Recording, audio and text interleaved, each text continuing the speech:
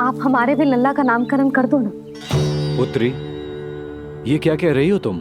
विनती कर रही हूँ, और मेरी जे आग्रह अस्वीकार मत ही करो। आप दोनों भाइयों का नामकरण एक साथ हो जाएगा।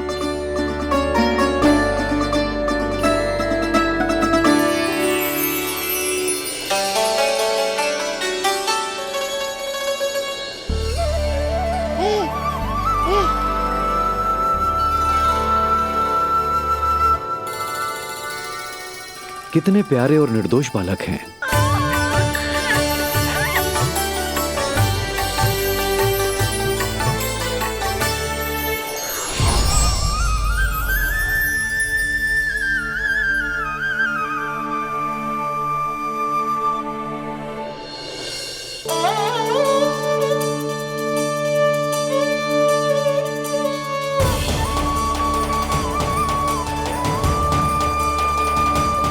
इन दोनों को देखकर गुरुदेव की आंखों में आंसू क्यों आ गए?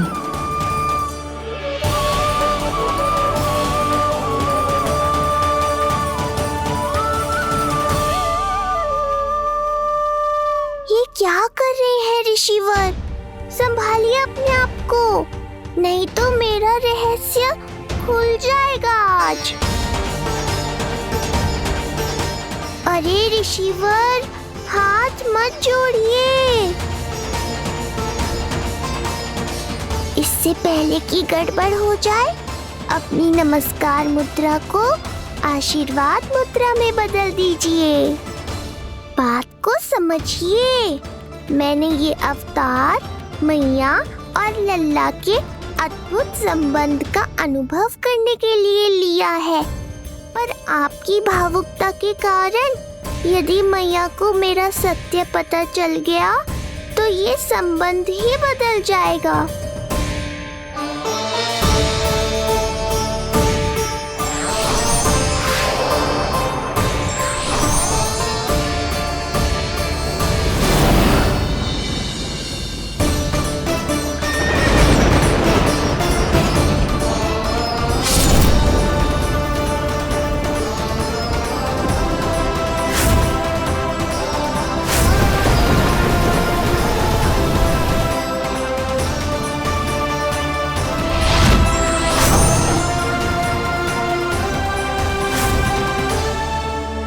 अब आप सब कुछ जान चुके हैं ऋषिवर, इसलिए अब मेरे सामने हाथ जोड़कर मेरे सत्य को उजागर मत कीजिए। अपने शिष्य वसुदेव के पुत्र के रूप में मुझे आशीर्वाद दीजिए।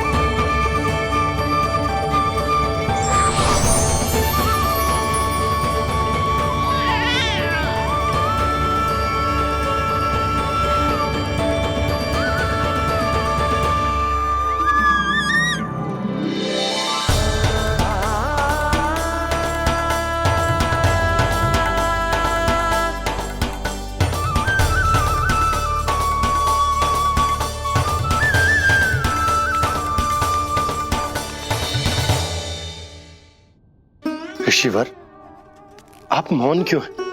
और आपकी आंखों में आंसू? सब कुछ ठीक है ना? अब तो आप हमारे लल्ला का नामकरण करोगे ना?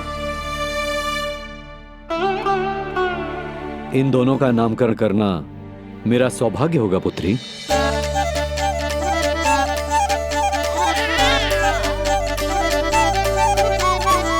परंतु ये गोपनीय रूप से करना होगा।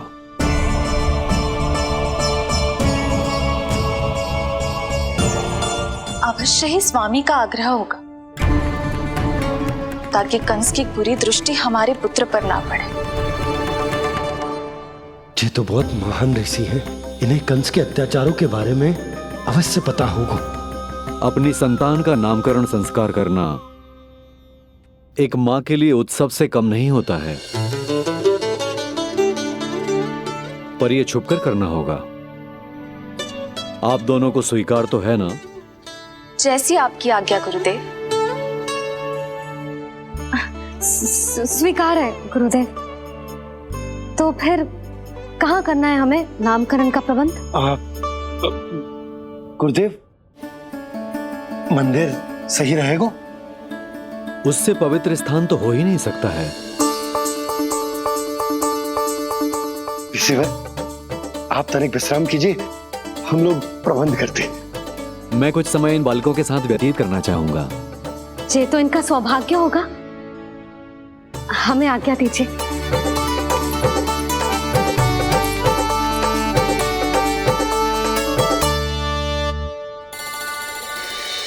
प्रभु, स्वयं भगवान होकर भी आपको बंदी गृह में जन्म लेना पड़ा। अब अपनी मां को छोड़कर दूसरी मां के यहां पलना पड़ रहा है। जब से गोकुल आए हैं, छुप छुप कर रहना पड़ रहा है। इतनी नन्ही सी अवस्था में दुष्ट कंस के कितने ही आक्रमणों का सामना कर चुके हैं आप। और जिस उत्सव में सभी सप्तऋषियों और सभी देवी देवताओं को साक्षी बनकर आना चाहिए, उस नामकरण उत्सव को यहां एकांत में करना पड़ रहा है। क्यों प्रभु, इतने कष्टों को सहकर ये अवतार क्यों लिया है आपने? दुष्टों का नाश करने के लिए, धर्म की स्थापना करने के लिए और सबसे अधिक मैया की ममता का अनुभव करने के लिए। पर इसके लिए इतने कष्ट? मानव जीवन लिया है तो कष्ट तो उठाने ही पड़ेंगे ऋषिवर। मानव जीवन की आंच जला रही है, फिर भी आप मुस्कुरा रहे हैं प्रभु। ये कैसा अनोखा अवतार है। आंच में जलकर भी यदि मैं नहीं मुस्कुराऊंगा तो अपने भक्तों को क्या शिक्षा दूंगा मैं? आज एक कंस का प्रकोप है, भविष्य में सहस्रों कंस होंगे और आने वाले युगों में होंगे अनगिनत कंस। उस समय मेरे भक्तों को पता होना चाहिए कि अपने कष्टों को कैसे सहना है और धर्म के पथ पर अडिग कैसे रहना है।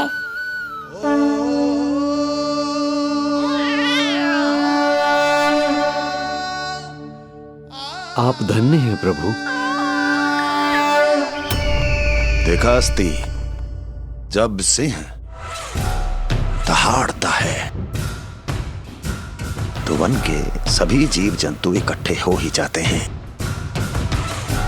वो सब जो मेरा विश्वास पात्र होने का अधिकार और ये सिंहासन पाना चाहते हैं, सामने आए। बुद्धि के बिना बल अपंग होता है महाराज, और मेरे पास बुद्धि और बल दोनों हैं। आप केवल आदेश दीजिए किसका संहार करना है।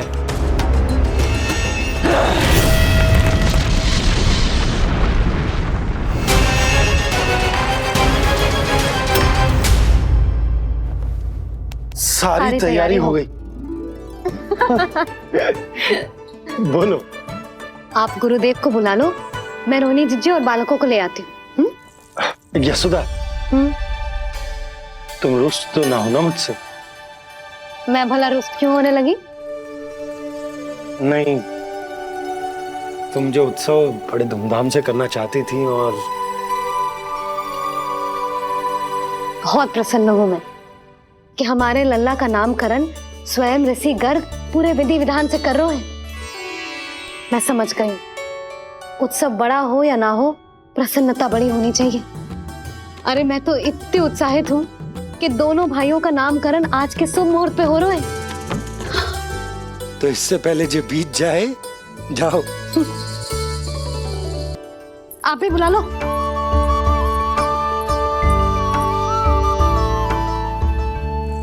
यहाँ सब के सब एक से बढ़कर एक है, तो फिर अपने कार्य के लिए किसका चुनाव सबसे पहले करूं? मेरा सामर्थ्य तो आपने अभी तक देखा ही नहीं महाराज। चुटकी बजाकर शत्रुओं का विनाश कर सकता हूं मैं।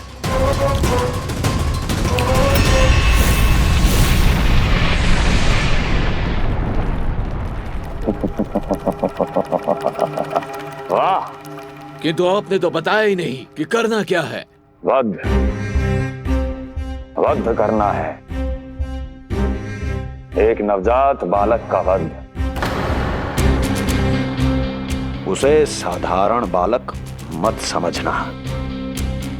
गोकुल में नंद के घर पल रहा वो बालक विष्णु का अवतार है।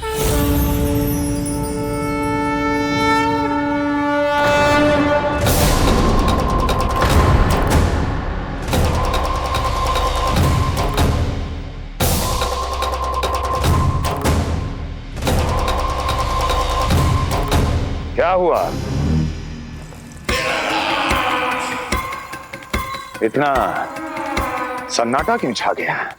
क्षमा कीजिए महाराज, पर मैं नन्हे बालकों के साथ हिंसा नहीं करता। विष्णु अवतार बड़ा छलिया है महाराज, मैं उसका मुख भी नहीं देखना चाहता।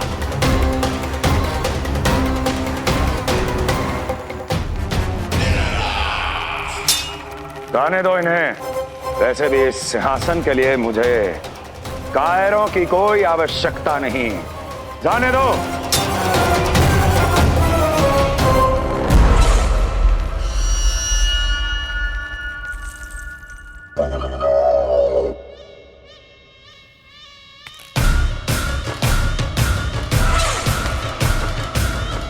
दुर्जन, क्या कहा था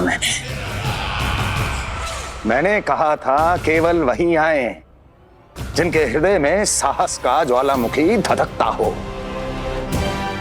जिनकी तलवारें पर्वतों का सीना चीरने के लिए व्याकुल हो, जिनकी संकल्प शक्ति इतनी दृढ़ हो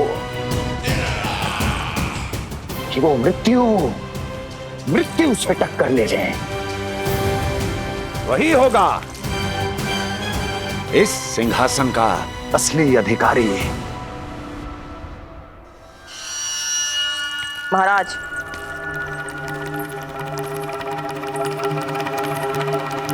ना तो आपके दिए इस सम्मान का कोई मूल्य रह गया है और ना ही आपके भय का।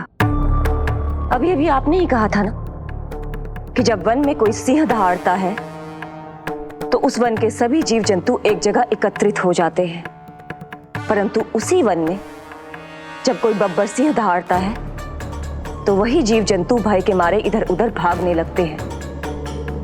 निश्चित ही वो बालक इन सब के लिए बब्बर सिंह बन चुका है। उसका भय हमारे साम्राज्य की नींव हिला रहा है महाराज।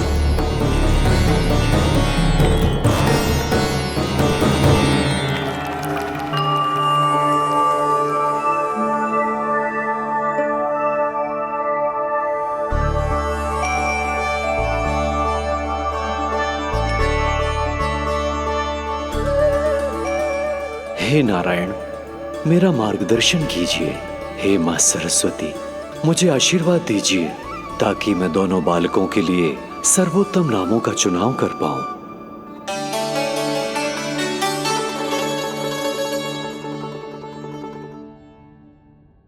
आपके पुत्र को बड़े भाई के कर्तव्य का निर्वाह करना है और इस दायित्व को प्रभु श्री राम से अच्छा किसने निभाया है? जैसा अटूट संबंध उनका अपने भाइयों के साथ था, मैं श्री नारायण से प्रार्थना करता हूं कि वैसा ही प्रेमपूर्ण संबंध इसका भी अपने छोटे भाई के साथ हो।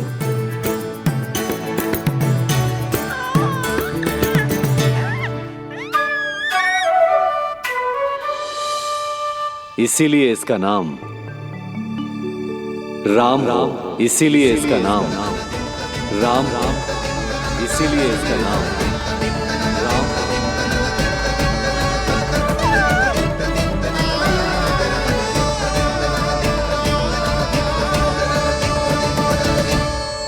बड़े भाई में आदर्श, न्याय, संकल्प बल के साथ साथ शारीरिक बल भी होना चाहिए। मैं देख पा रहा हूं ये बालक इन सब बलों के लिए जाना जाएगा। इसलिए जो नाम इसके व्यक्तित्व के लिए सबसे उचित है वो है बलराम। बलराम, बलराम।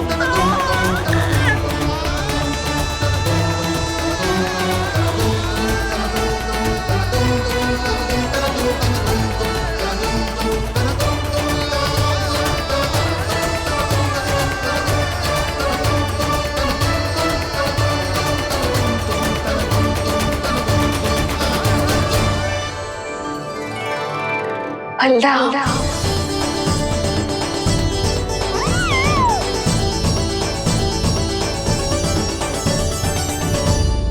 तो फिर उसका नाम बल राम रखना।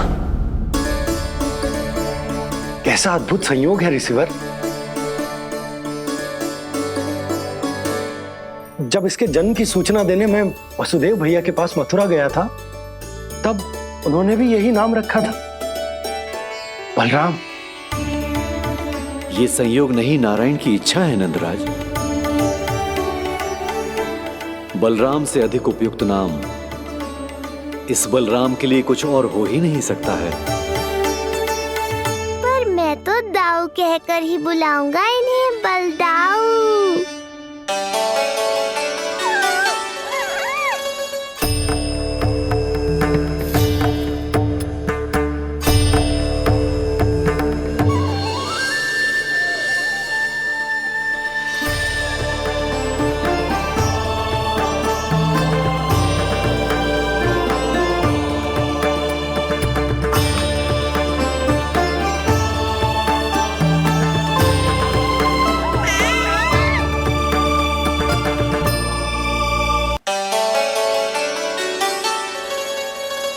सुना पुत्र, आज से तुम्हारा नाम होगा बलराम।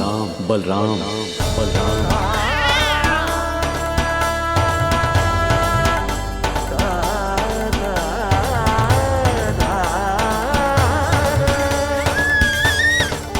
गुरुदेव, कितना अद्भुत नाम दिया है आपने इसे। अब मेरे लल्ला को भी ऐसा ही कोई उत्तम सा नाम दे दो।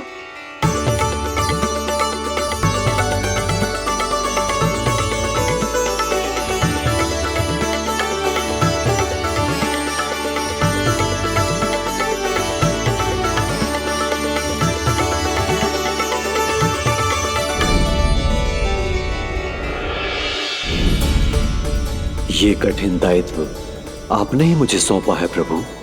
इसे निभाने की क्षमता भी आप ही दीजिए।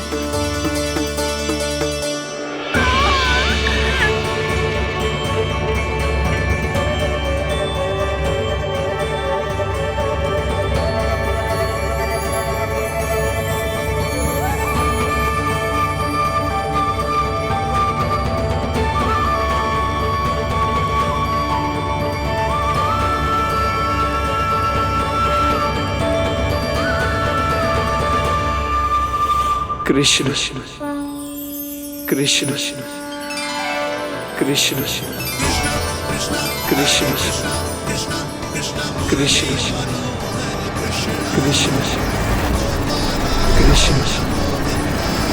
कृष्ण।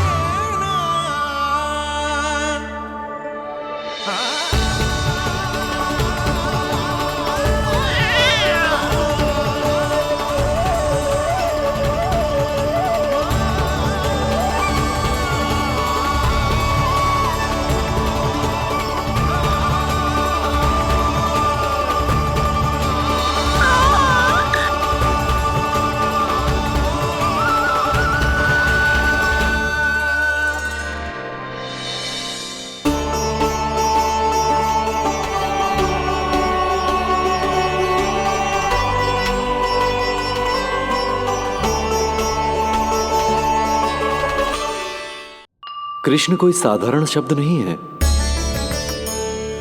ये अनेक विशेषताओं से भरा हुआ है। क बना है कमलकांत से, अर्थात वो जो श्रीपति विष्णु जैसा हो।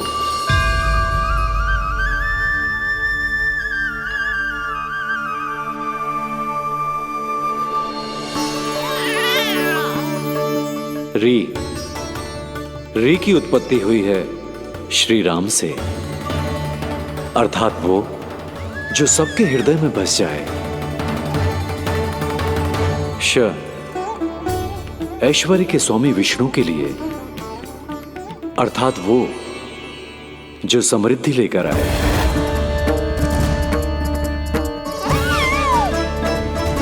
और ना है नरसिंह के लिए, अर्थात वो जो रक्षा करे। और अंत में आकार की मात्रा सूचक है अग्निदेव का, अर्थात वो जो स्वयं तप कर सबको पवित्र कर दे।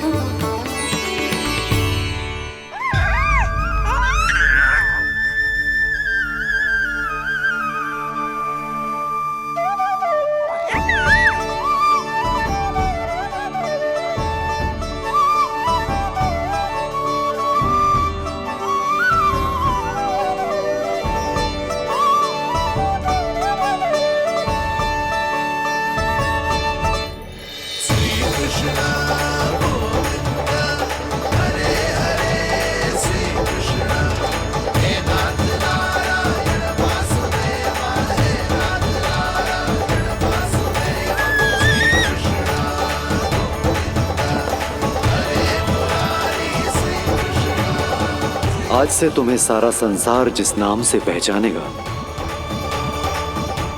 वो नाम है कृष्ण। वो नाम है कृष्ण। वो नाम है कृष्ण। वो नाम है कृष्ण। कृष्ण कृष्ण कृष्ण कृष्ण कृष्ण कृष्ण कृष्ण कृष्ण कृष्ण कृष्ण कृष्ण कृष्ण कृष्ण।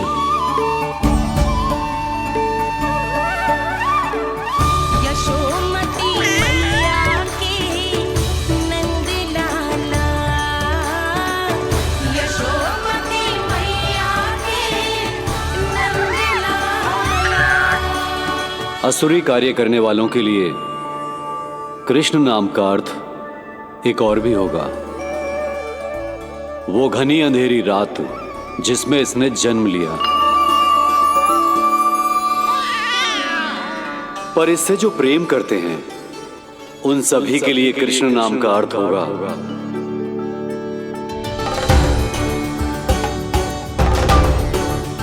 अतुलनीय सुंदरता और अथाह प्रेम।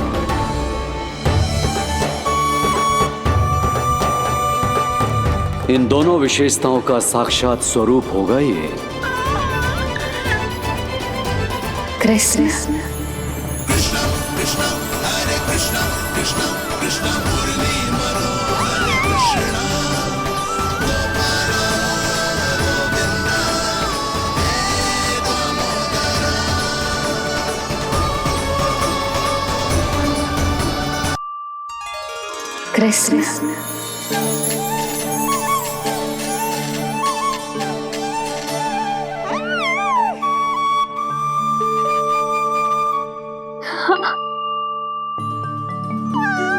और जो मानवता के शत्रु हैं उनके जीवन में ये नाम अशांति, असुरक्षा, भय उत्पन्न करेगा।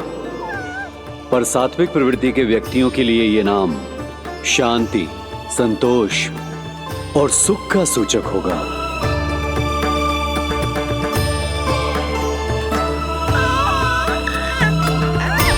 कृष्ण कृष्ण कृष्ण कहां से आ रही है ये ध्वनियां?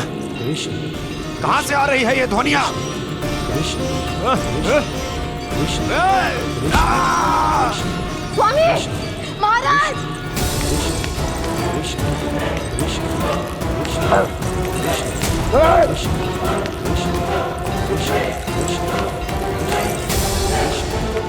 कैसी ध्वनि महाराज?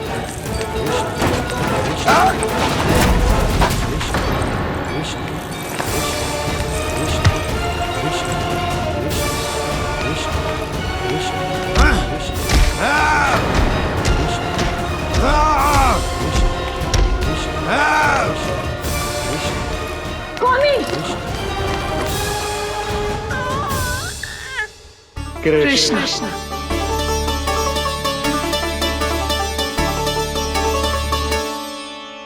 कृष्ण, जे नाम अनंत काल तक स्मरण किया जाता रहेगा, जे ही तेरी मैया का आशीर्वाद।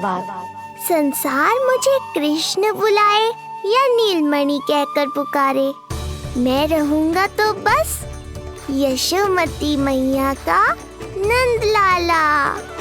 यशोमती मैया के नंद लाला, यशोमती मैया के नंद लाला।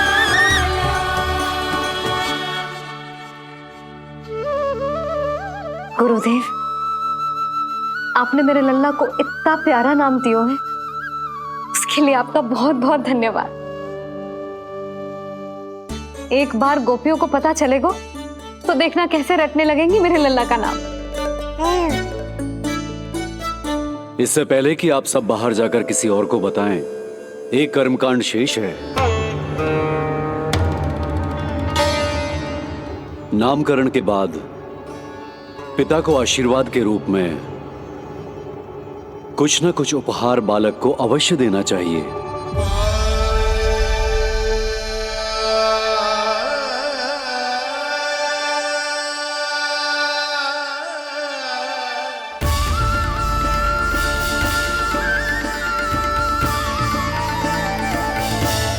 मैं क्या दूं?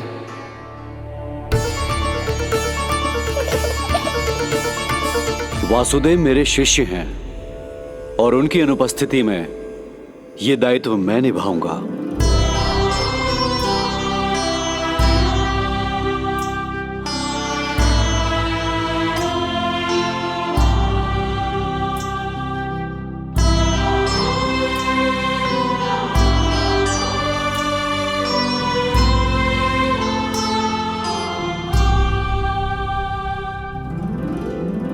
इसे अपने पिता की ओर से स्वीकार करो पुत्र।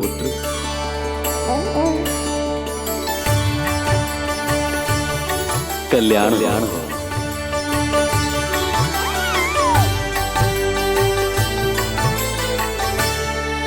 क्या दूं मैं इसे?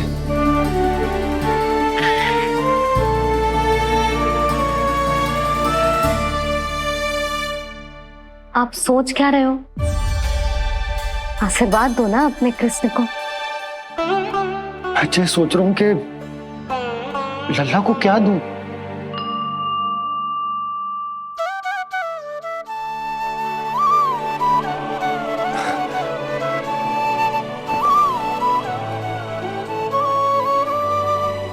लल्ला, तू स्वयं ही बता दे, तुझे क्या चाहिए?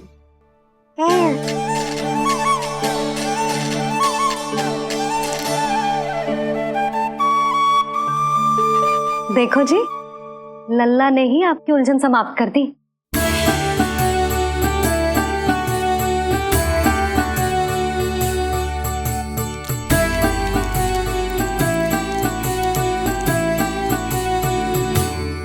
मेरा आशीर्वाद कि तेरा जे नाम कृष्ण तेरी प्रजा के लिए बहुत हितकारी हो। गुरुवर, आप भी इसे आशीर्वाद दें। जिनके आशीर्वाद से ये पूरा संसार संचालित होता है, उन्हें मैं क्या आशीर्वाद दूं?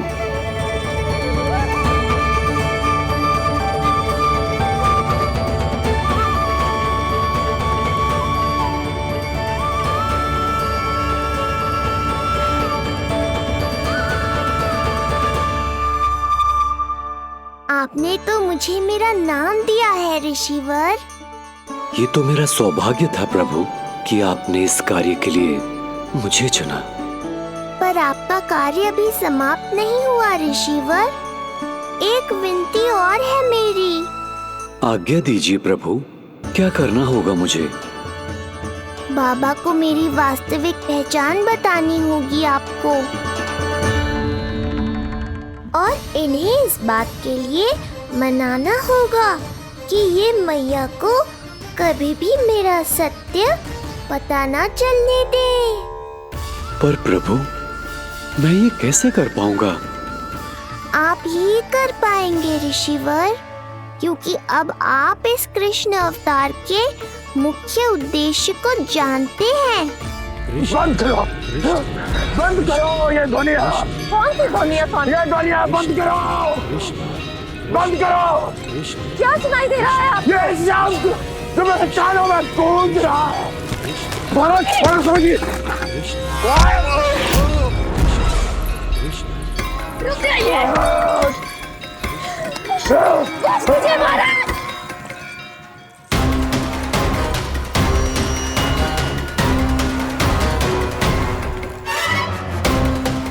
आप भूल रहे हैं कि आप मथुरा नरेश है, कंस है आप। और किसी भी व्यक्ति, वस्तु या घटना से महाराज कंस इतने व्यथित नहीं हो सकते कि वो सुदबुद्ध खो बैठे। स्वयं को संभालिए महाराज। बंद हो गई, बंद हो गई, बंद हो गया वो स्वर, बंद हो गई वो ध्वनिया। रात्रि, यूं मत सोचना कि मैं तुम्हें सुन नहीं रहा था। तुम सत्य कह रही हो। मैं कंस हूं। किसी भी व्यक्ति, वस्तु या घटना से व्यथित नहीं हो सकता। दुर्जन, जी महाराज, इस सिंहासन को पुनः स्थापित करो। यदि कोई भी योग्य इसे स्वयं सिद्ध करने नहीं आता तो मुझे पता है मुझे क्या करना है, कैसे उस दुष्ट बालक का संहार करना है। मैं भली भांति जानता हूं। ये दायित्व आपको ही निभाना होगा ऋषिवर। इससे 2 लाभ होंगे। एक तो मेरे बाबा कंस के कारण होने वाली चिंता से मुक्त हो जाएंगे और आवश्यकता पड़ने पर मेरी पहचान को मैया से सुरक्षित रखने में सहायता भी करेंगे।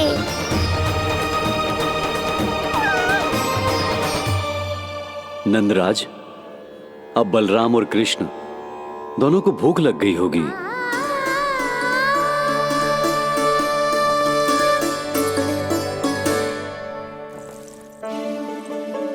प्रणाम गुरुदेव। प्रणाम गुरुदेव।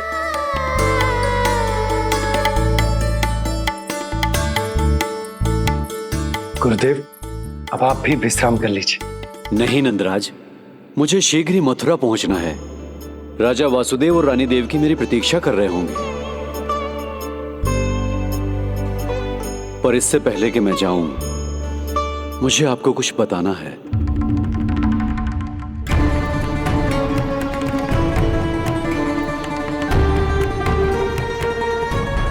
गुरुदेव, आपके ललाट पर बल पड़ गए।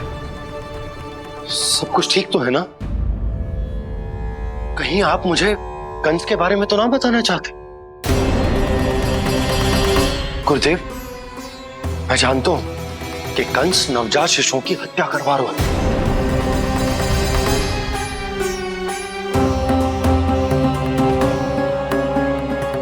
कंस नहीं, कृष्ण के बारे में कुछ कहना है मुझे।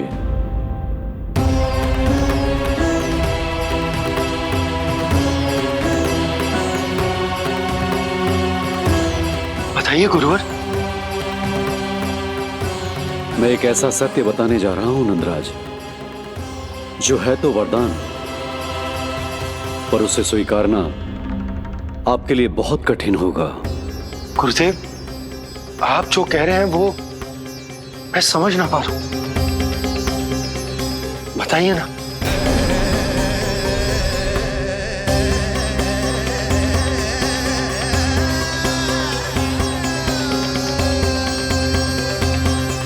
बताइए ना गुरुवर।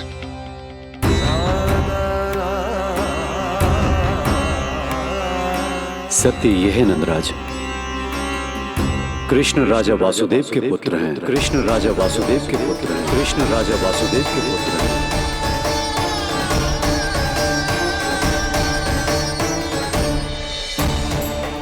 और वो कोई साधारण बालक नहीं है। स्वयं श्री हरि विष्णु के अवतार हैं और वो कोई साधारण बालक नहीं है। स्वयं श्री हरि विष्णु के अवतार हैं।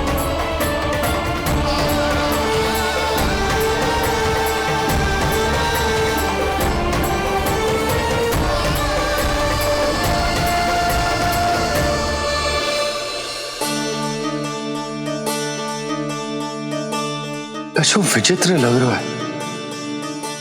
कौन हो तुम? मैं हूं श्री विष्णु का अवतार। शिव, ये कैसे संभव है गुरुदेव? वो तो नन्हा सा बालक।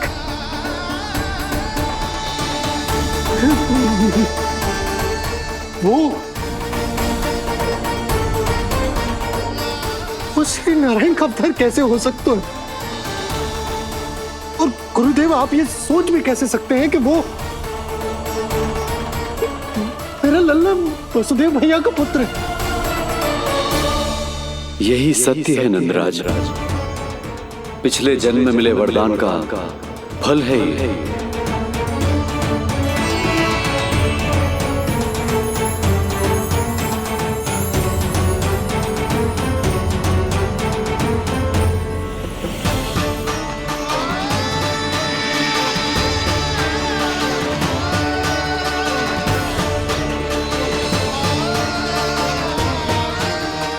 मैं आपकी संतान के रूप में अवश्य आऊंगा, किंतु उसके लिए आपको मेरे अगले अवतार के बाद एक और अवतार की प्रतीक्षा करनी होगी, क्योंकि अगले जन्म के लिए मैं पहले ही ये वरदान माता देवकी को दे चुका हूं। इस समय मैं विवश हूं, किंतु मैं आपको वचन देता हूं, आपकी संतान बनकर अवश्य आऊंगा, प्रभु, श्री हरि को अपने सामने देखकर मेरी व्याकुलता का बांध टूट गया है। 2 जन्म बहुत बड़ा समय होता है स्वामी। अपने पुत्र के रूप में हरि को गोद में खिलाने के लिए अब मैं और 2 जन्मों तक प्रतीक्षा नहीं कर सकती। धरा!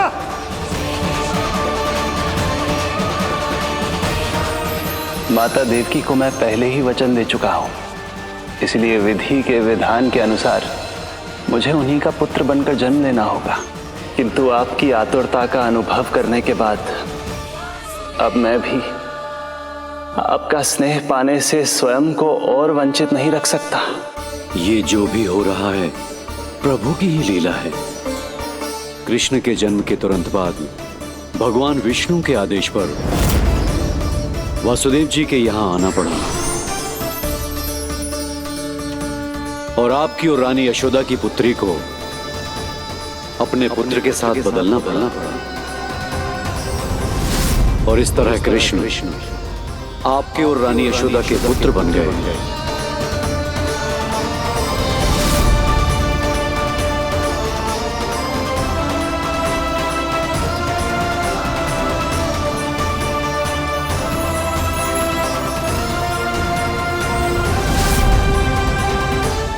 आपने सही कही थी गुरुदेव। जिस सुनने में तो वरदान ही लगता, पर इसे स्वीकार करना उतना ही कठिन। जब यशोदा को इस बात का पता चलेगा तो उसे कैसा लगेगा? अपने नाम का अर्थ अच्छे से सुनो है ना तूने? उसका हर एक अक्षर भगवान श्री नारायण से संबंधित है, जैसे उन्हीं का स्वरूप है तू। बस मैया, ये सत्य आपसे छुपा रहे, इसी कारण बाबा के लिए ये जानना आवश्यक है। फिर चाहे इसे स्वीकार करना उनके लिए कितना भी कष्टदायक क्यों ना हो। नहीं नंद, ये सत्य उन्हें आप नहीं बताएंगे। स्वयं प्रभु ने मुझसे कहा है किसी और प्राणी को इसके बारे में भनक तक नहीं लगनी चाहिए, और रानी यशोदा को तो बिल्कुल नहीं। गुरुवर, कंस के आक्रमणों की जानकारी यशोदा से पहले ही छुपा कर रखना कठिन था। अब इतना बड़ा सत्य मैं यशोदा से कैसे छुपाऊंगा? आपको छुपाना ही होगा नंदराज, यही प्रभु की इच्छा है।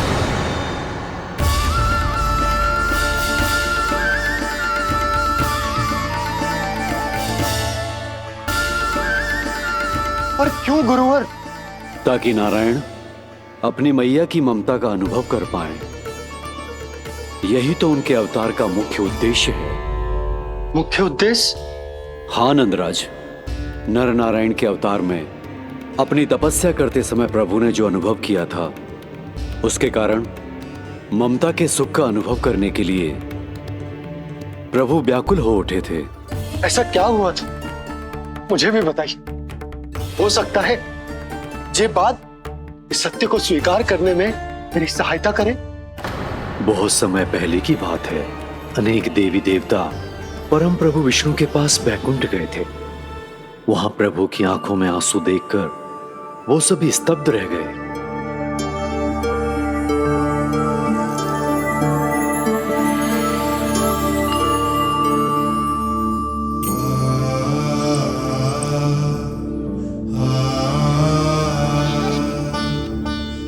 प्रभु, आपकी आंखों में आंसू?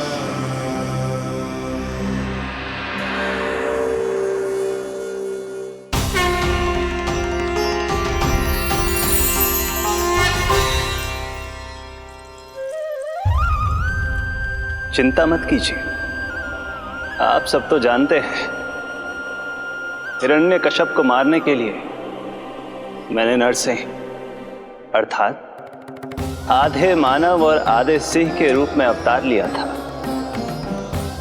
उस राक्षस का वध करने के बाद नर और सिंह दोनों भागों ने अलग अलग होकर नर और नारायण के रूप में पुनः जन्म लिया। वर्तमान में वो दोनों बद्रिकाश्रम में तपस्या कर रहे हैं।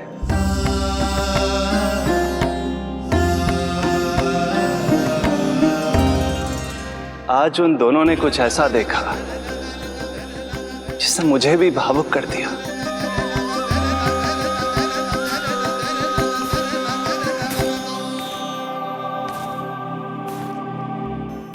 सखा, ये युवक कौन है? निकट के एक गांव के धनी व्यापारी का पुत्र है ये। प्रत्येक संध्या वन के उस पार ये अपनी प्रेयसी से मिलने जाता है और फिर रात्रि भर उस नर्तकी के साथ सहवास करने के बाद सुबह अपने निवास को लौट आता है। यदि यही इसका नित्य क्रम है तो फिर आज ये इतने तनाव में क्यों है?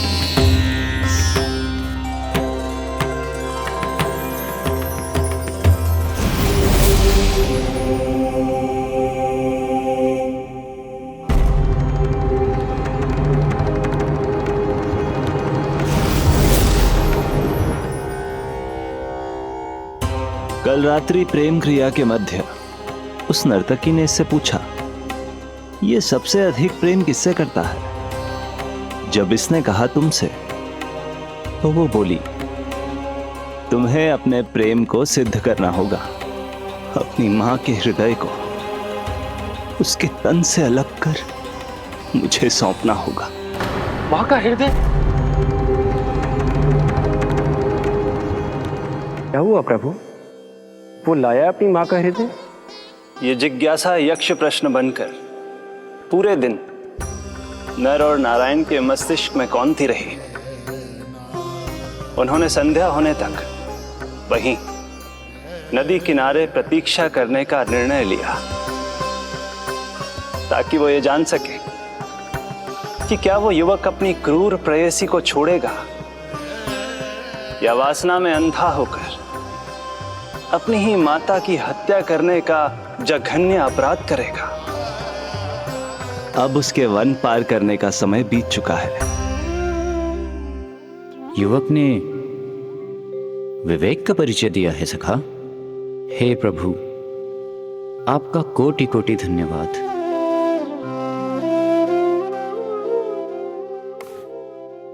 सखा,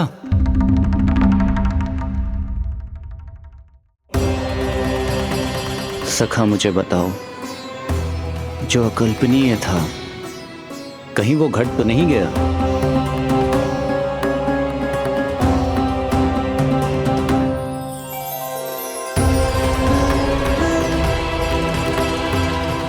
जब इस युवक की मां को इसकी प्रेयसी की क्रूर मांग के बारे में पता चला तो जो उसने किया वो इस समस्त संसार में केवल एक मां ही कर सकती है।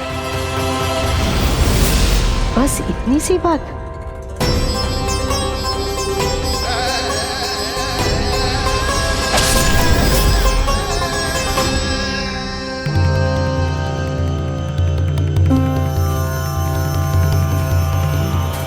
संभाल के मेरे बेटे, कहीं चोट ना लग जाए तुझे। संभाल के मेरे बेटे, कहीं चोट ना लग जाए तुझे। संभाल के मेरे बेटे, कहीं चोट ना लग जाए तुझे। ये तो उसकी मां की पुकार है। मां, मैंने क्या कर दिया मां?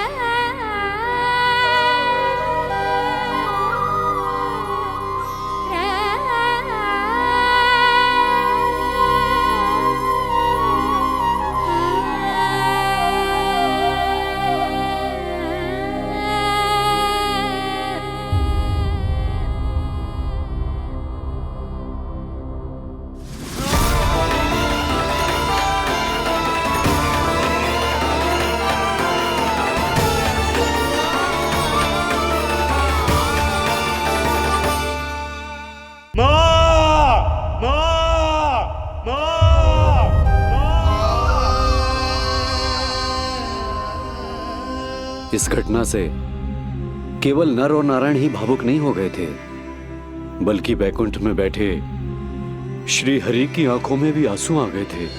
ममता के लिए तरसने लगे थे वो।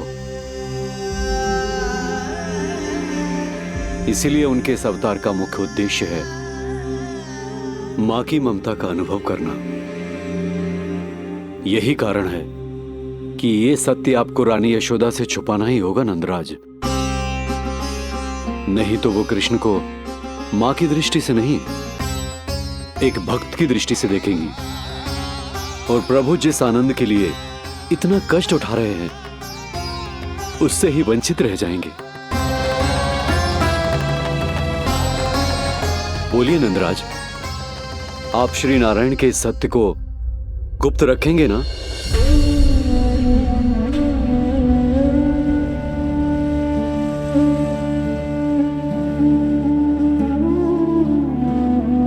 प्रभु ने मुझे कैसी दुविधा में डाल दिया है गुरु। यशोदा से तो ये सत्य मैं छुपा भी लूंगा, परंतु स्वयं से कैसे छुपाऊंगा? और बाबा होने को सुख, उसको अनुभव कैसे कर पाऊंगा? जो हो रहा है और जो भी होता है सब उनकी ही इच्छा से होता है नंदराज। इसलिए आगे का मार्ग भी वही दिखाएंगे। अब मैं चलता हूं नंदराज। राजा वसुदेव और रानी देवकी नामकरण के बारे में जानने के लिए व्याकुल हो रहे होंगे।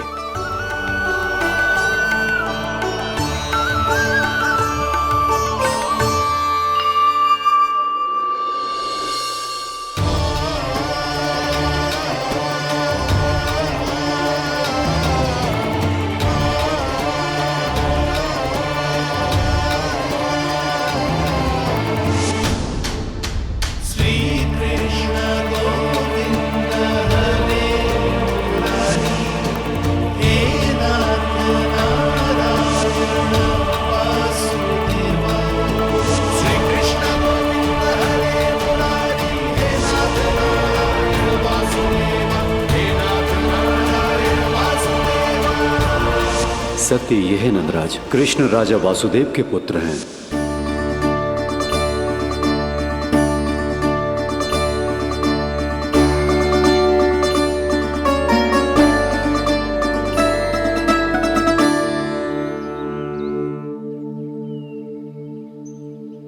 नंदराज, अपने आप को संभालिए और शांत चित्त से घर लौटिए। और हां, स्मरण रखिए कि प्रभु ने आपको बहुत ही बड़ा उत्तरदायित्व सौंपा है, आपको उसे निभाना ही होगा।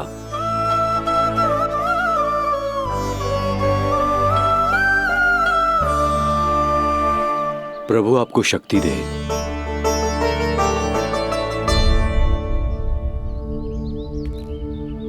आप बहुत सौभाग्यशाली हैं नंदराज, जो प्रभु आपके घर पल रहे हैं। उनके बारे में सोचिए जिनके यहां प्रभु ने जन्म लिया है।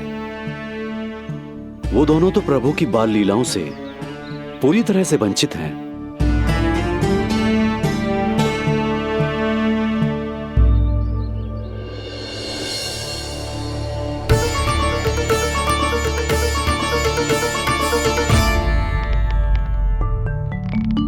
कहाँ रह गए तेरे बाबा लल्ला? जो आए क्यों ना अब तक?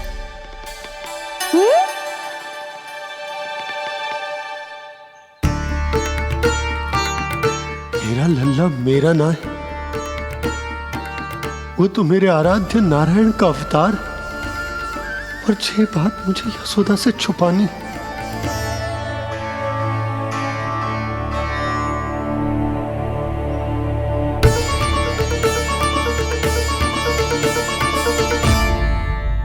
बाबा वहीं खड़े मत रहो, अब आ भी जाओ ना।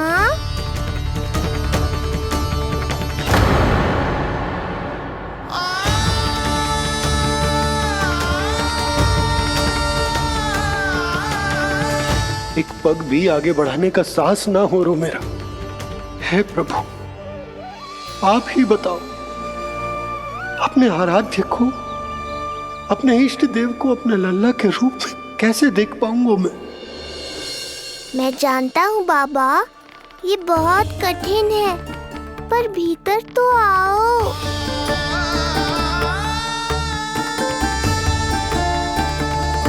अब आ भी जाओ बाबा, ऐसे बाहर कब तक खड़े रहोगे आप?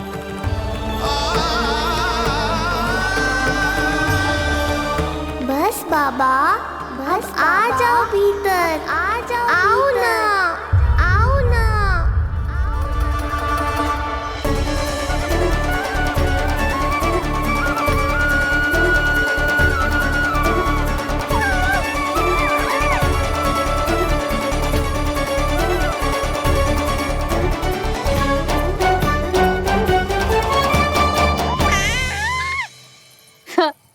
समझो?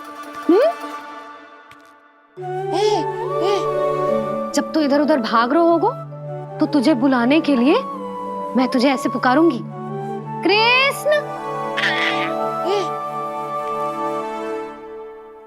और जब तू शैतानी करेगो ना लल्ला, मैया को तंग करेगो, तो मैं तुझे क्रोध में ऐसे बुलाऊंगी, कृष्ण।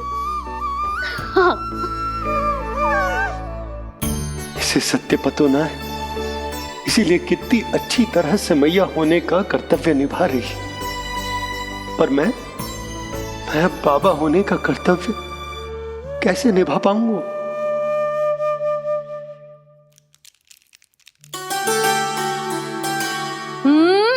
सावधान। इतनी अच्छी लगी तुझे बाबा की दीजे माला, कि मुंह में ले लियो तूने? मुंह में लेने की वस्तु ना है लल्ला। जैसे यशोदा आपको एक मैया की तरह सीख दे रही है, मैं आपको बाबा की तरह शिक्षा कैसे दे पाऊंगा प्रभु?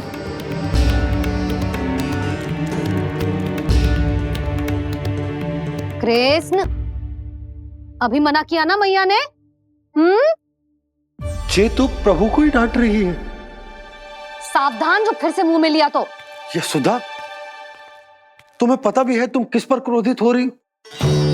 हाँ, अपने लल्ला पर। और किस पर? मेरे कहने का अर्थ ये है कि तुम्हें सच में पता भी है जे कौन है? स्वयं प्रभु ने मुझसे कहा है किसी और प्राणी को इसके बारे में भनक तक नहीं लगनी चाहिए, और रानी यशोदा को तो बिल्कुल नहीं, और रानी यशोदा को तो बिल्कुल नहीं, और रानी यशोदा को तो बिल्कुल नहीं। यही कहना चाहते हो ना आप कि मैं गोकुल के राजकुमार को डांट रही हूँ? अरे पर मैया और बाबा का स्थान तो हर पद से ऊंचा होता है ना जी। माँ और बाबा को तो अधिकार होता है ना प्रेम करने का भी और भूल पर डांटने का भी। बस यही बात आपको समझनी है बाबा, फिर सब पहले जैसा हो जाएगा। मैं समझता हूँ जे, पर ये विचार के जे केवल हमारा पुत्र ना है, ये स्वयं नारायण का अवतार भी है, इसे अपने मन से निकाल ना पा रहा हूं मैं। ओहो, आपको समझाना तो मैया को संभालने से भी अधिक कठिन है बाबा। लल्ला, अरे लल्ला।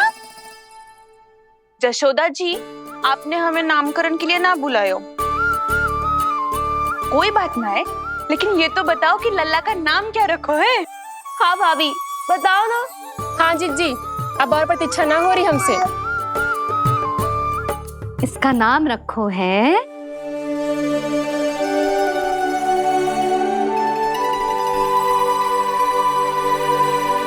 कृष्ण। कृष्ण बहुत प्यारा नाम है, लेकिन थोड़ा कठिन है। मैं तो इसे किशन बुलाऊंगी। सही कहो, मैं भी इसे प्रेम से किशन ही कहूंगी। क्यों किशन? मेरे लिए तो जे किसना है।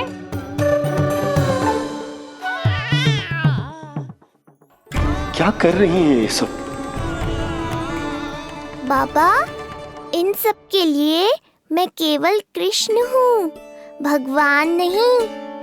बस अब आप भी शीघ्र ही समझ जाओ ना ये। अरे तुम सब। हाँ, बुरा मुझे भी लग रहा है, जो सारी की सारी पहले ही दिन मेरे लल्ला का नाम बिगाड़ रही हैं।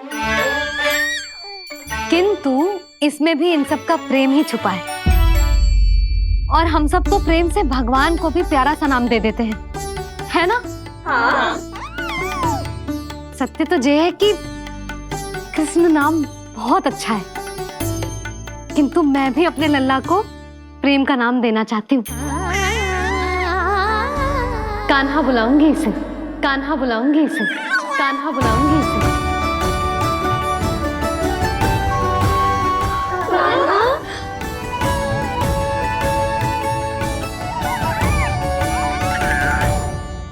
कान्हा,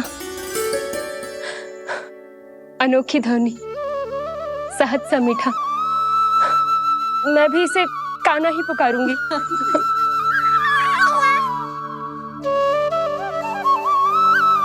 आप भी बुलाओ ना इसे। आप एक बार बुलाकर तो देखो, झट से पलट कर देखेगा आपको ये हमारा नटखट कान्हा। प्रभु, ये सब आपका सत्य ना जानती, पर मैं जानता हूं। अब इस मुख से आपका नाम केवल भक्ति भाव से ही निकल सकता है, वात्सल्य भाव से ना। जी की लल्ला का भी तो नामकरण हुआ था ना अपने लल्ला के साथ। हाँ भाभी, क्या नाम रखा गया है इसका? हाँ, बताओ ना। हाँ भाभी, बोलो ना, बताओ ना जी। ना, देखो, एक मैया से उसके लल्ला का नया नाम बताने का आनंद मैं ना छीन सकती। यदि तुम सबको कान्हा के दाऊ का नाम जानना है तो चलो सबके सब रोहिणी जीजी के पास। हाँ, सही कहो। मैं अभी आई। हाँ,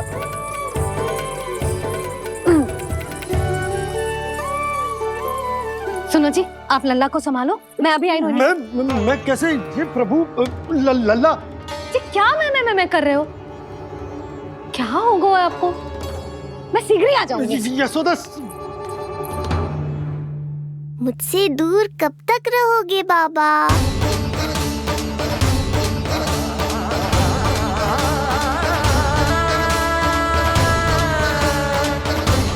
एक बार मेरी ओर देखो तो सही।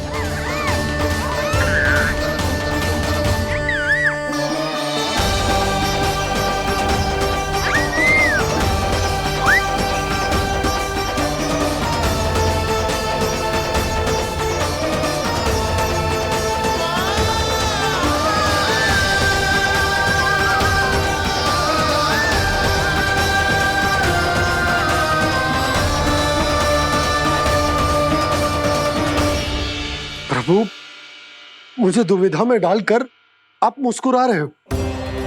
ये कैसी परीक्षा है?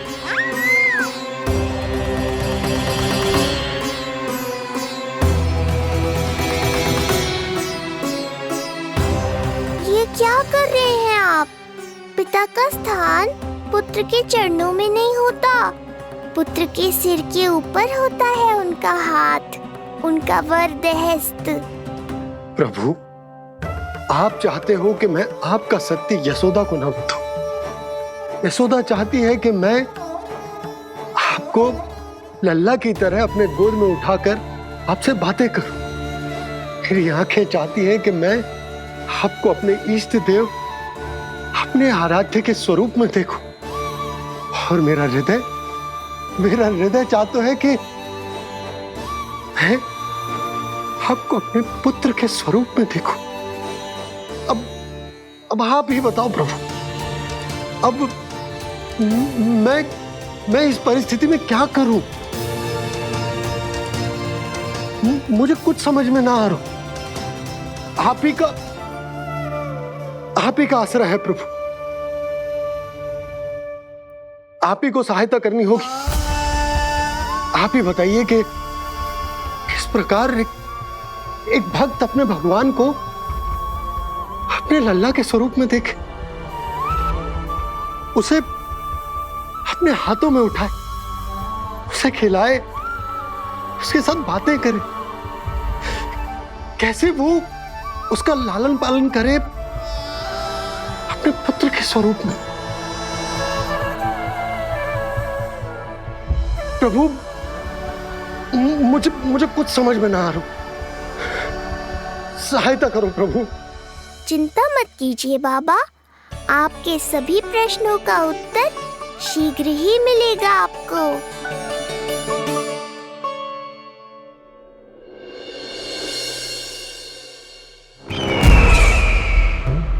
ऋषि गर्ग पधारे हैं महाराज।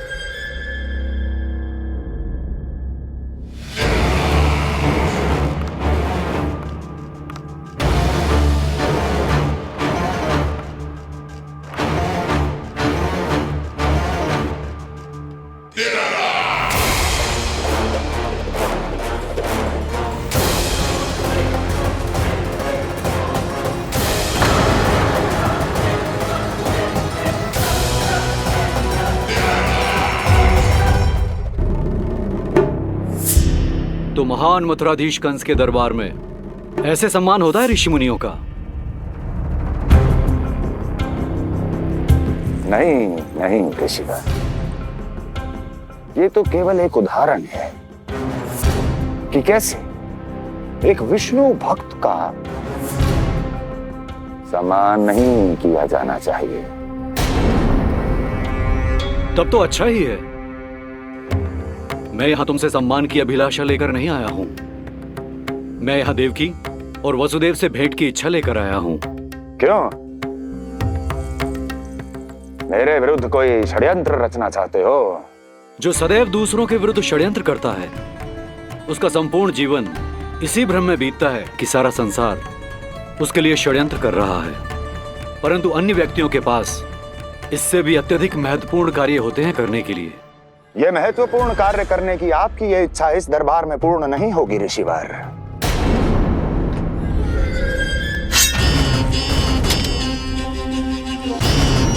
मैं आपको उन दोनों से भेंट करने की आज्ञा नहीं दूंगा। कैसे रोकोगे मुझे? कैसे? बड़ा ही विचित्र प्रश्न है, किंतु इसका उत्तर बड़ा ही सरल है ऋषिवर। जानते हैं, मेरे दिन का आरंभ कैसे होता है। किसी ना किसी का संहार करके। और यदि एक संहार और हो जाएगा तो मुझे क्या अंतर पड़ेगा। स्वयं से एक प्रश्न पूछो कंस, स्वयं से एक प्रश्न पूछो कंस। मेरा संहार करने के लिए, मेरा संहार जिस संकल्प शक्ति की आवश्यकता है, संकल्प शक्ति की आवश्यकता वो है तुम में, वो है तुम में। कर पाओगे मेरा संहार? जिस संकल्प शक्ति की आवश्यकता, जिस संकल्प शक्ति की आवश्यकता वो है तुम में, वो कर पाओगे मेरा संहार? कर पाओगे मेरा संकल्प शक्ति की आवश्यकता है, संकल्प शक्ति की आवश्यकता। बोलो कंस, बोलो। यदि मैंने श्राप दे दिया, यदि मैंने श्राप दे दिया, कौन सा कवच तो तुम्हारा उसे सत्य होने से रोक पाएगा, उसे सत्य होने से रोक पाएगा। बोलो कंस, बोलो। यदि मैंने श्राप दे दिया, यदि मैंने श्राप तुम्हारा कौन सा कवच तो तुम्हारा उसे सत्य होने से रोक पाएगा, उसे सत्य होने से रोक पाएगा। ऋषिवर, यदि आपके हृदय में स्वामी के विरुद्ध षड्यंत्र करने की इच्छा नहीं है तो महाराज भी आपको किसी से भेंट करने से रोकना नहीं चाहेंगे, है ना महाराज?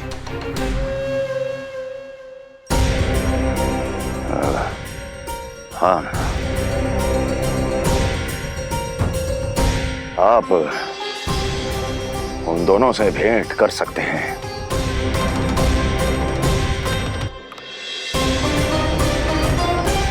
दुर्जन, इन सब पर दृष्टि रखो।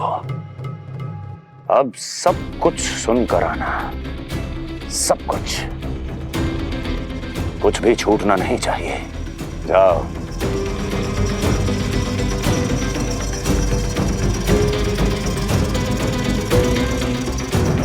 लगता है प्राप्ति राजकार्य सीख रही है मुझसे।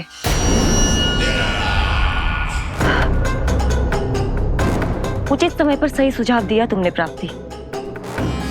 अब आसानी से पता लग जाएगा कि ऋषिगढ़ के यहाँ आने का वास्तविक कारण क्या है महाराज।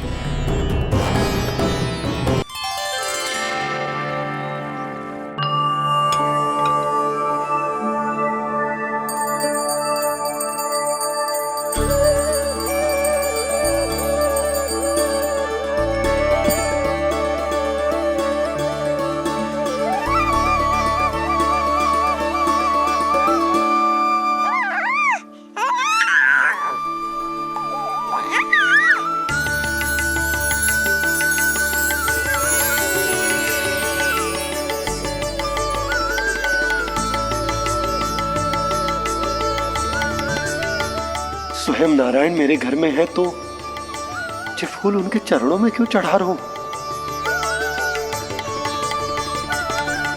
तैयार होगा मेरा लल्ला। किंतु बुरी दृष्टि वाला टीका लगाना तो भूल ही गई तेरी मैया। अभी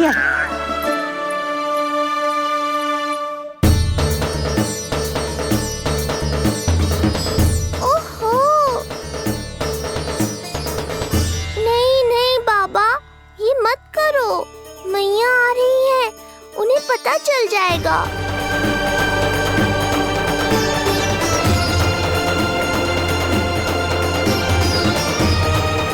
ये फूल तो आपके चरणों के लिए ही बने हैं प्रभु, इन्हें स्वीकार करें।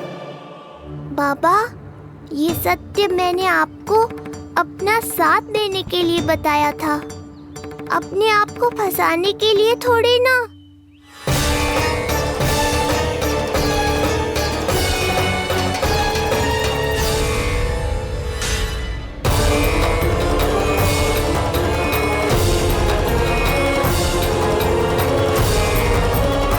नारायण नारायण। प्रणाम पंडित जी। नंदराज जी, रानी जी, बिटिया के पांव भारी थे ना, तो उसे लिवाने समधियाने चला गया था। वहां कुछ अधिक ही समय लग गया। आज वापस आया तो पता चलो कि स्वयं गर्ग ऋषि ने लल्ला का नाम रखो है, सो मिलने चला है। क्या नाम मिलो है इसे? उन्होंने लल्ला का नाम कृष्ण रखो है। उन्होंने लल्ला का नाम कृष्ण रखो है।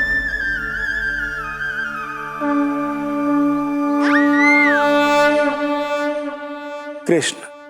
आहा, उत्तम, अति उत्तम। बहुत मधुर नाम है। ऐसा लग तो है जैसे आप स्वयं श्री नारायण का नाम ले रहे हैं।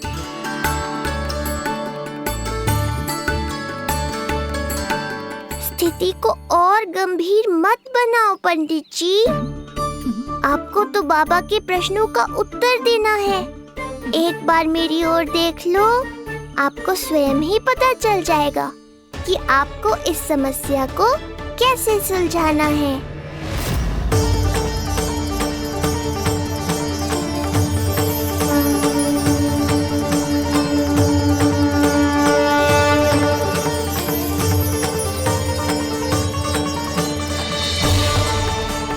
पंडित जी मेरे लल्ला को टकटकी बांध के देखे क्यों जा रहे हैं?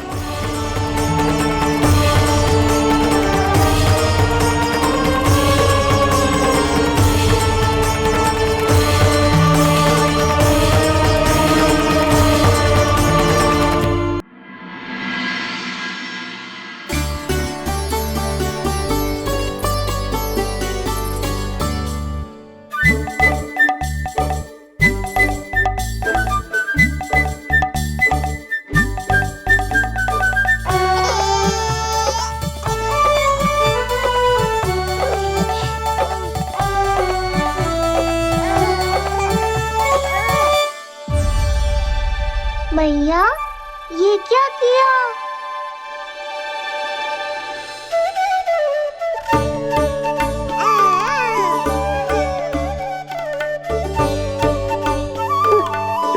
लगता है इसे माखन से अधिक ही प्रेम हो गया है। सावधान यशोदा, कहीं बड़ा होकर माखन चोर ना बन जाइए। माखन चोर क्यों बनेगा मेरा लल्ला? माखन की कोई कमी है क्या हमारे घर में? जितना माखन चाहिए उतना माखन खिलाऊंगी मैं अपने लल्ला को। पर मैया, अभी तो थोड़ा सा भी नहीं चखा रही हो। ये ले।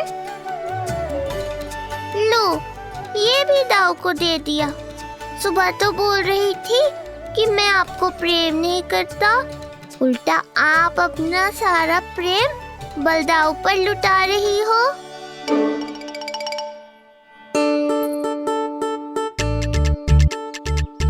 सुनो जी, कान्हा के चारों ओर सिरहाने लगा दो ना, नहीं तो जी फिर से इधर उधर चला ना जाए।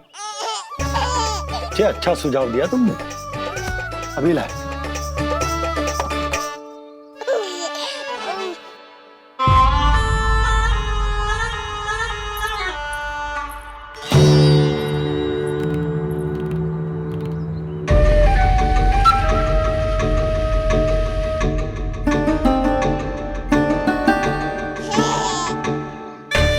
इस बालक का वध करके जब मैं मथुरा वापस लौटूंगा तो प्रभु कंस मुझे अपना विशेष विश्वास पात्र तो बनाएंगे ही, पर क्या पता प्रधानमंत्री भी बना दे।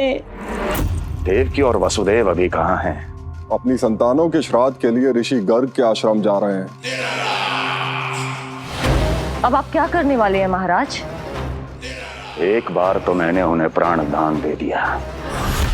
बधाई हो कुंवर जी। अपनी पत्नी के प्राण बचाने में आप सफल हुए। दूसरी बार मैं उन्हें दंड देने निकला तो तुमने मुझे रोक दिया।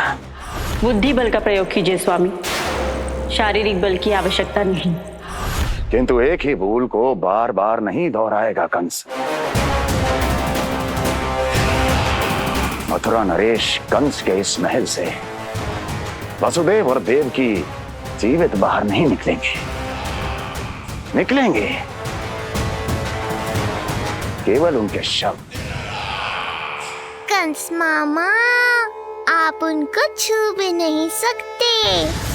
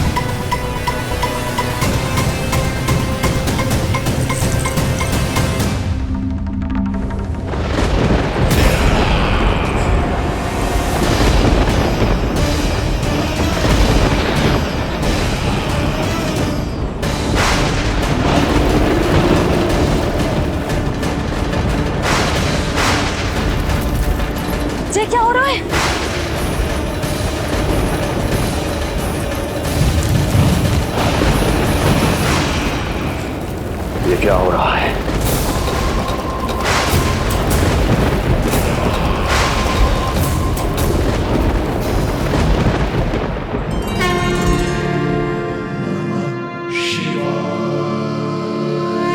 क्या हुआ प्रभु? आप अचानक इतने चिंतित क्यों हो गए? कृष्ण ने अपने पांव का अंगूठा अपने मुख में रख लिया है देवी। इसमें चिंतित होने की कोई बात नहीं है प्रभु। ऐसा तो हर बालक कभी ना कभी करता ही है। तो सखा कोई साधारण बालक नहीं है देवी पार्वती, तो भगवान है। यदि वो ऐसे ही अपने अंगूठे को मुख में रखकर खेलते रहे तो अवश्य ही आ जाएगी। कौन आ जाएगी प्रभु? प्रलय आ जाएगी देवी, प्रलय आ जाएगी देवी। हे नारायण जी, क्या हो रहा है?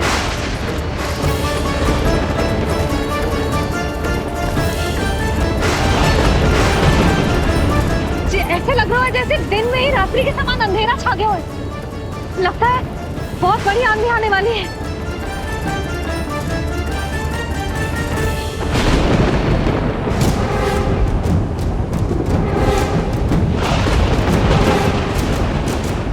ये भीषण आंधी, ये मूसलाधार वर्षा, तुम दोनों ने ऋषि गर्ग के साथ मिलकर अवश्य कोई योजना बनाई है ना?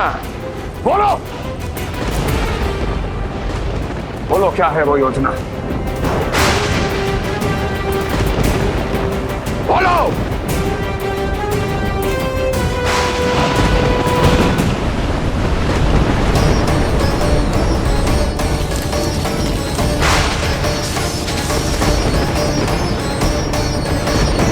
लगता है प्रकृति क्रोध में। मैं जाकर गौशाला संभालता हूँ, कहीं कोई हानि ना हो जाए। तुम बालकों को भीतर ले जाओ।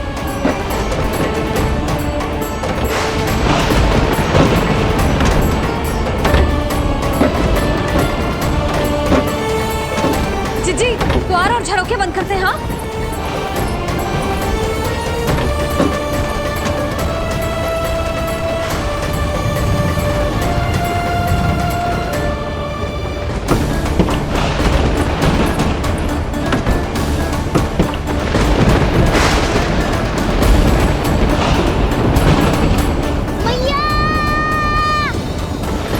लल्ला, चल अंदर चल के खेल।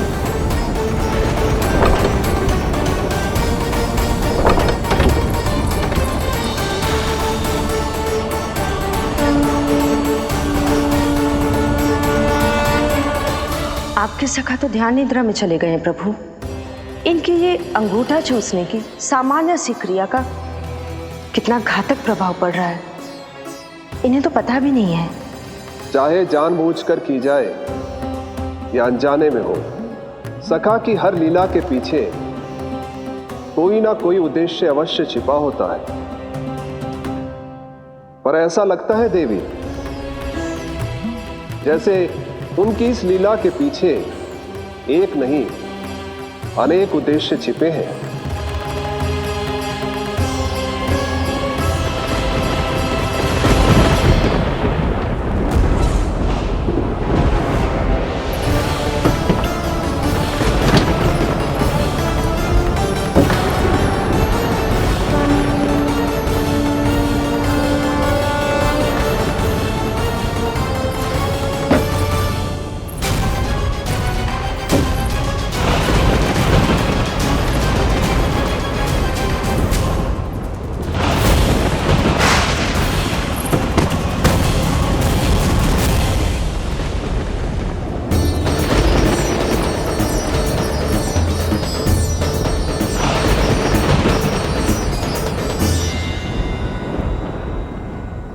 देख रही हो चिज्जी, प्रसाद ना मिली खाने को, तुझे पांव का अंगूठा ही चूसने लग गयो।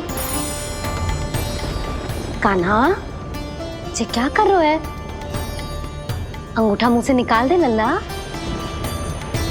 अच्छी बात ना है कान्हा।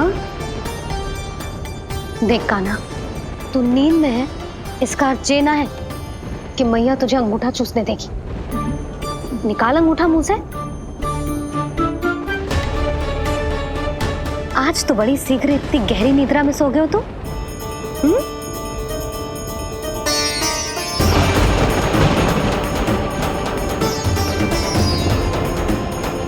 देख रही हो ना जीजी, अंगूठा मुंह से निकालने को तैयार ही ना जी।